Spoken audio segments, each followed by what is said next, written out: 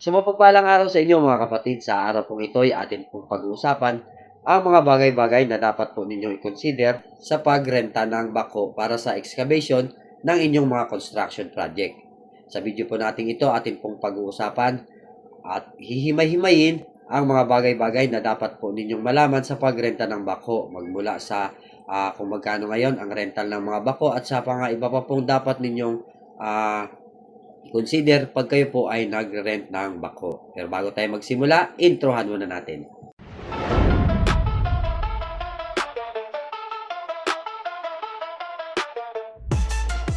Alam nyo ba ng paggamit ng bako para sa excavation ng inyong project ay may malaking mga itutulong upang mapabilis ang inyong excavation.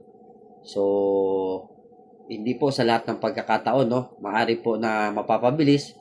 Ngunit may mga pangyayari din po na imbis po na napapabilis ay nagiging dahilan pa po kung bakit naantala ang construction project. Dahil may mga bagay-bagay tayo na hindi po nakukonsider sa pagrenta ng bako. So sa video po natin ito, pag-uusapan natin ang mga bagay-bagay na dapat mong malaman at dapat po ninyong i-ready o i-consider sa pagrenta ng bako. So uunahin po natin, unang-una ay ang budget.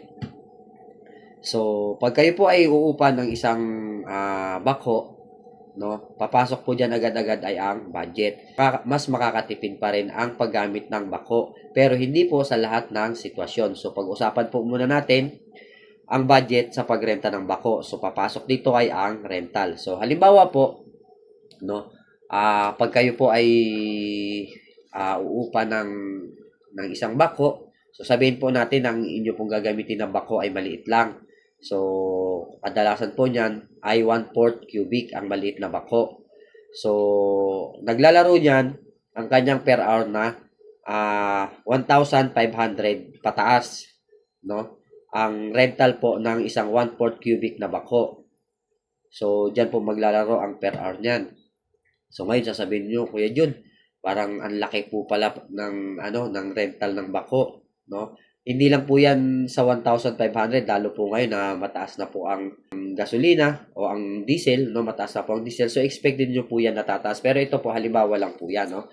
So, sabihin po natin, nakakuha kayo ng bako na 1/4 cubic, yung maliit lang na bako.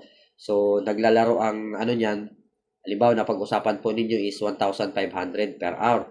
So, hindi lang po yun ang inyong babayaran pag kayo po ay uupa ng bako. So, kasama po dyan ang mobilization and demobilization. So, masasuggest ko sa inyo, pag kayo po ay kukuha ng bako, siguraduhin nyo po na malapit lang po sa inyong area, yung panggagalingan ng bako, yung kanilang garahe. Kasi po, pag malayo ang panggagalingan, expected po ninyo na malaki ang inyong babayaran sa mobilization at demobilization. No, yan po yung ihahatid yung bako sa site, tapos after ng trabaho, yan naman po yung bako na ibabalik doon sa kanilang garahe. Kasi po, ang bako po, kahit sabihin po malapit po ang kanyang panggagalingan, isinasakay po yan sa truck. Hindi po yan po pwede na patakbuhin nyo lang po sa karsada. No? Sabihin nyo, hindi, patatakbuhin na lang. So, hindi po kayo papayagan na patakbuhin ang mga heavy equipment sa kalsada. So, huhulihin po yan. Minimum siguro, mas sabi natin, minimum na presyo ng mobilization and demobilization. So, sa amin, sa project namin ng mga nakaraang project, 15,000 kasi po malapit lang sa area namin yung pinanggalingan ng bako. Hindi lang po yan ang inyong babayaran. Pag kayo po ay kumuha ng bako, meron po kayong minimum hours na ida-down payment. So, sa amin, nakakuha kami ng nakausap namin yung may-ari nung rental ng bako. So, nag-down kami ng 30 hours. So, i-advance mo yun, 30 hours. Yun po ang pinaka-minimum niya. Kasi baka po mamaya maisip ninyo na uhukay lang kayo ng maliit, rental kayo ng bako. So, hindi naman po pwede kasi malulugi din naman po sila. Kaya, may minimum hours din po yan na nire-required pag kayo po ay magre-rental ng bako. So, yun po. Halimbawa po, ang nakuha po ninyo ng bako is 1,500 per hour. I-multiply po sa 30 hours bilang down payment. Tapos kasama po yung 15,000 na mobilization and demobilization. So, yun po ang una nyong babayaran. Ngayon, isa pa po sa dapat po ninyong i-consider, no, ay ang may tinatawag na idle time. So, yung idle time na yun, halimbawa po, pinasok yung bako doon sa inyong construction project. Ngayon, dahil nag-ooperate ang bako, malaki yung chance na maantala ang iba pa pong ginagawa ng inyong mga construction worker. So, sasabihin nyo, sir, huwag ka munang gumawa ngayon, no? At hindi kami makapag-mobilize ng mga tao at o di po kaya ay inabot ng malakas na ulan, no? Bumaha, hindi makapag-operate yung bako. So doon papasok ang tinatawag na idle time. Ang idle time po niyan, ang nire-required po niyan kung talagang hindi makakapagtrabaho ang bako is 4 hours a day at least, no? So kahit hindi po yan gumagawa yung bako, no, magbabayad pa rin po kayo ng 4 hours per day dahil meron siyang tinatawag na idle time. Make sure lang po na kung maniningil sila ng idle time, ay sisiguraduhin po ninyo na nandyan yung operator ng backhoe. So, yan po ang dapat po ninyong tatandaan pagka kayo po ay magre-rental ng backhoe pagdating po sa budget. So, meron din po yung mga toll fee. Toll fee, halimbawa, ipapasok yung backhoe sa loob ng mga subdivision, no? Ang toll fee po niyan ay sagot ng owner. Para hindi na po kayo magkaroon ng marami pang agam-agam, ang owner po ang magsasagot ng toll fee ng bako pagpapasok po niyan, lalong-lalo na po sa mga subdivision, no? Dapat malapit lang ang pagkukuhaan niyo ng bako, no? Yung location dapat i-consider niyo palagi 'yon para just in case na magkaroon man ng problema sa bako, may sakaling kailangan i-repair, so madali rin pong makakarating ang kanilang mekaniko, no? Halimbawa po, may nasirang spare parts, so madali rin pong mabibilhan, madali pong mapapalitan ang mga nasirang spare parts. So, kaya ko po nasabi na kailangan din po ninyong i-consider yung layo ng panggagalingan ng bako papunta sa inyong job site. Kung gaano ba kalaki ang huhukayin, kasi mamaya po hindi naman po kalakihan ang huhukayin o konti lang naman po ang huhukayin sa inyong project. So, hindi rin po advisable po siya na kumuha ng bako kasi baka po mamaya ay hindi nyo po nakukonsume yung kanyang minimum hours na nire-required. Halimbawa, 30 hours, 20 hours pa lang po ay natapos ng huhukayin. So, hindi nyo na po mababawi yung inyo po binayad kasi napag-usapan po ninyo na yun po ang minimum required ng pagrental ng bako. Dapat din po ninyong i-consider kung gaano kalawak ang site. So, may mga instances po dyan na napakaliit lang po ng site. Tapos, naghukay yung bako. Ang nangyari, walang mapaglipatan ng lupa na hinukay, so matitenga yan dyan sa gitna. Magiging sagabal yan sa mga worker na gumagawa kapag maraming nakatambak na lupa. So, kung sa tingin ninyo na once na hinukay yung lupa, tapos magiging sagabal lang sa loob ng site, no? Kasi hindi naman po agad-agad malalagyan niya ng mga bakal, ng mga poste after na hukayin. So, matitenga yung tambak na lupa, sisikip sa inyong area. So, kaya dapat pagka hindi naman kalakihan ang inyong area, at the same time wala pong paglilipatan o pagtatambakan ng lupang inyo pong hinukay, so mas maganda pa rin po na magmano-mano. Medyo matagal, tapos medyo malaki sa labor sa manpower, no? Pero at least hindi magiging sagabal sa inyong project kasi po pwede po nakapagbutas na ng 4 na piraso, 2 pirasong pundasyon. So, stop muna ang paghuhukay. Tapos, magtayo ng bakal at mga parilya niya para sa poste at sa mga pundasyon. Maglagay ng putig. Hindi po yan katulad ng bako na once na nagsimula na ng naghukay ang bako, dapat po tuloy-tuloy, no? Para po nagiging productive din naman po yung pagbayad ninyo ng per hour ng bako. Kaya kung kagaya sa amin, sa yung naging project namin masyadong malawak, yung mga hinukay na lupa na ililipat sa kabilang area, so hindi nakakasagabal sa pag-mobilize naman ng mga paglalagay ng bakal, no, ng mga manpower natin, hindi siya nagiging sagabal.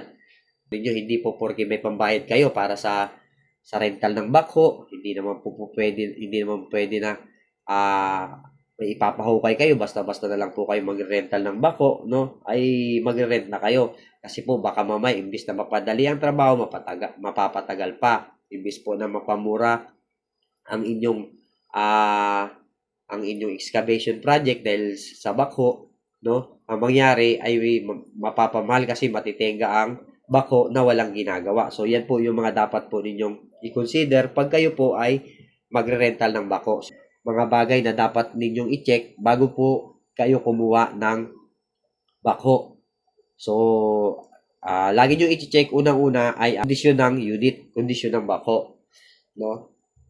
Kung mas maganda kung makakakuha kayo ng bagong unit ng bako kasi yan po ay hindi sirain pero expected po ninyo na mas mataas ang kanyang rental.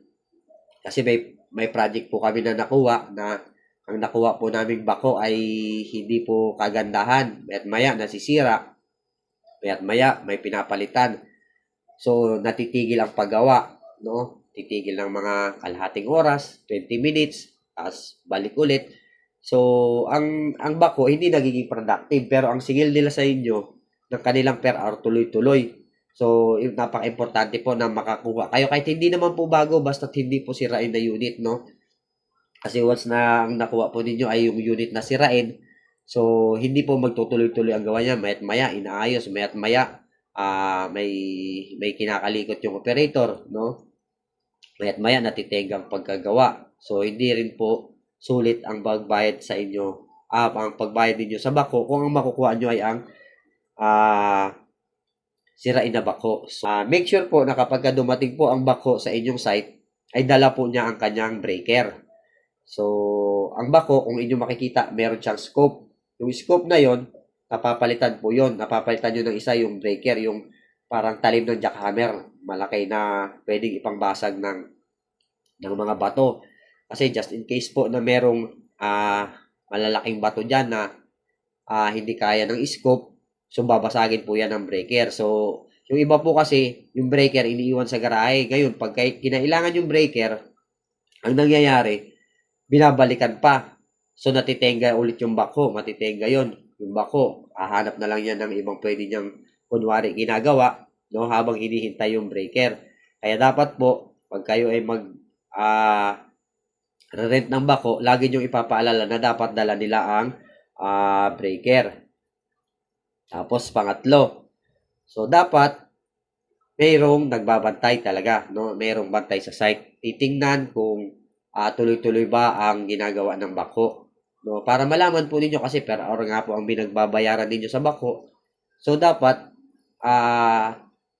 binabayaran niyo ng tama yung bako, dapat nasa tamang oras din ang kanyang pagtatrabaho. Bilangin niyo kung ilang oras ang kanyang natatrabaho sa isang araw. Kasi diyan po papasok kung magkano naman po ang inyong babayaran sa renta ng bako. Isa pa po, i-check ninyo yung restriction. So, applicable ito kung kayo po ay nasa loob ng mga subdivision. May mga subdivision po kasi na maninipis ang kalsada.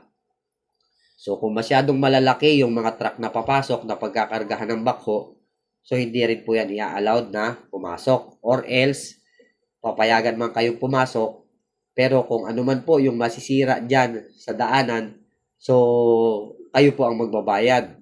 So, sa mga project natin, ganyan, no, yung mga restriction, inaalam natin. Hindi po sa lahat ng pagkakataon ay magiging sulit ang paggamit ng bako. Hindi po sa lahat ng construction project ay pwedeng gumamit ng bako. Pero kung ako po ang inyong tatanungin at maikukonsider nyo ng lahat ng maayos kung sulit ba, makakamura ba, mapapabilis ba ang inyong project pag kayo po ay gumamit ng bako, ang masasabi ko po ay opo. Magiging sulit at magiging maayos ang inyong construction project, lalong-lalo na ang excavation, mapapabilis, no? Yung bayad po ninyo para sa manpower, kahit nagbayad kayo ng mahal sa bako, ay mas makakamura pa rin po ang inyong mababayaran sa bako. Basta maging maayos lang at na-consider nyo yung mga bagay na ating tinalakay. Sa muli po mga kapatid, maraming salamat po sa patuloy po ninyong suporta sa aking YouTube channel. No, dalangin ko po na ang video pong ito ay nakadulot muli sa inyo ng kalinawan, nakadulot muli sa inyo ng kaalaman kung ano ba yung mga bagay-bagay na dapat po ninyong i-consider pag kayo po ay nagbabalak na magrenta ng bako para sa inyong construction project. Muli, ito po si Jude Rios. Thank you and God bless.